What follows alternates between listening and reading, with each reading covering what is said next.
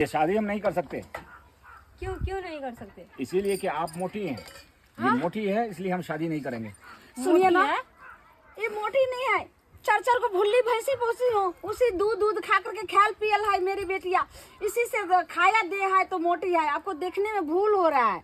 हाँ। मुझे देखने में भूल हो रहा है। हाँ। अरे कुछ भी हो रहा है, हमारे गांव में दो आदमी को इसी तरह मोटी बीवी है, आज तक जो है उसका वो भोग रहा है। समझ गए, उसका बच्चा नहीं हुआ। मुझे डर लग रहा है, मैं मोटी से शादी नहीं कर सकता। कहाँ मोटी सुनिए, है? वैसा- आपको देखने में लग रहा है मोटी है, आँख में आँख है कि आलू का फाक अरे है? मोटी नहीं है, कौन नहीं कहेगा इसको मोटी।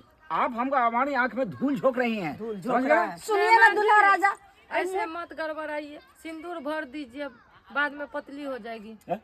ये कैसे होगा? बाद में पतली हो जाएगी। होगा सिंदूर ना, भरने से होगा पतली हो ना, जाती है। होगा ना। आप सिंदूर दीजिए अरे? और शादी होने के बाद सब जो है शरीर पूरा बिल्कुल ठीक हो जाता है, अच्छा। सिलिंग हो जाता है, सिलिंग। आप हमें इतना छोटा बच्चा समझती हैं।